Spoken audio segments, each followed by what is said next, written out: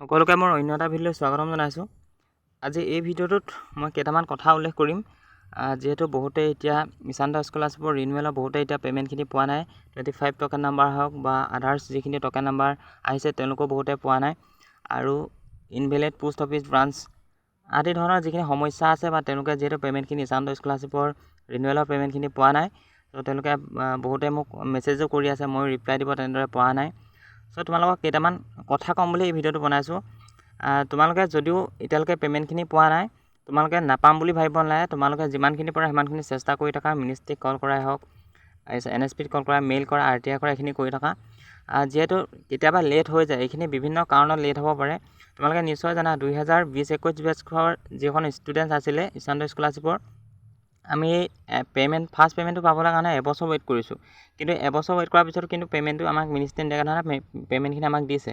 আৰু মই যিমানখিনি জানো যে NSP বা UGC সাধাৰণতে যিখিনি মানে পাবলগীয়া হয় ন, তেওঁলোকক নিদিয়াকৈ কেতিয়া নাথাকে। মই গম পোৱাত সকলোখিনিয়ে পে'মেণ্ট পাই যায়, কিন্তু কেতিয়াবা কাৰোবাৰ লেট হয়, গতিকে পে'মেণ্টখিনি নোপোৱাকৈ তেওঁলোকে নাথাকে।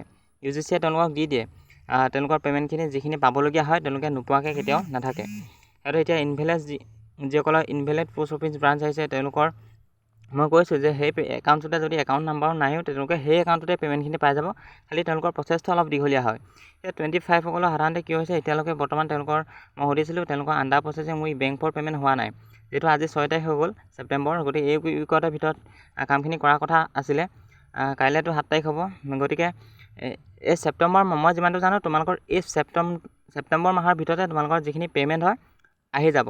মোৰ অনুমান যে যিহেতু অক্টোবৰৰ ভিতৰত যিহেতু যিসকল ফ্ৰেছ আছিলে তেওঁলোকৰ কামখিনি চলিব, তেওঁলোকৰ পে'মেণ্টটো আহিব। গতিকে ছেপ্টেম্বৰ মাহৰ ভিতৰতে যিসকল ৰিনিউৱেলে বৰ্তমান যিসকলে পে'মেণ্ট পোৱা নাই ঈশান্ত স্কলাৰশ্বিপৰ, চ' তেওঁলোকৰ কামখিনি সাধাৰণতে এই ছেপ্টেম্বৰ মাহৰ ভিতৰতে কমপ্লিট কৰিব মিনিষ্ট্ৰীয়ে।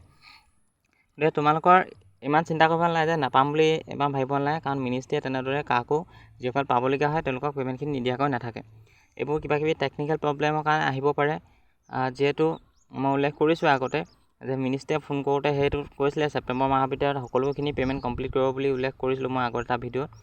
গতিকে যিসকল 25 আছে, আৰু এটা কথা মই গম পাইছোঁ যিসকল 3 আৰু 4 আছিলে সেই তেওঁলোকৰ পে'মেণ্ট আহিছে বুলি শুনিছোঁ। গতিকে এনেকৈ দুজন এজন যিখিনি হয় ন, তেওঁলোকৰ আহি আছে পে'মেণ্টখিনি লাহে লাহে।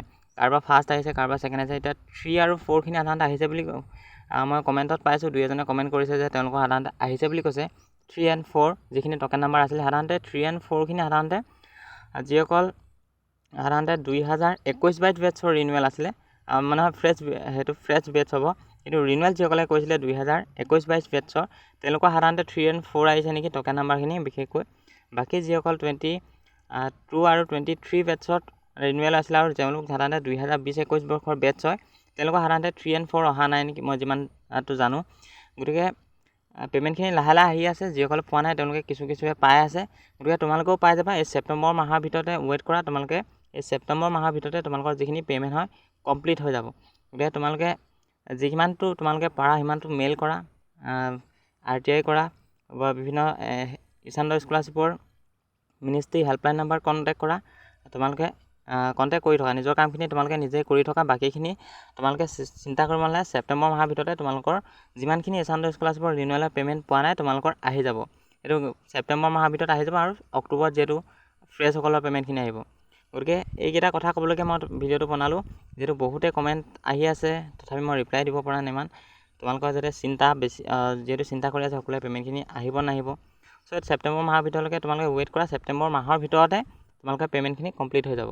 গতিকে ভিডিঅ'টো ইমান আছিলে। ধন্যবাদ।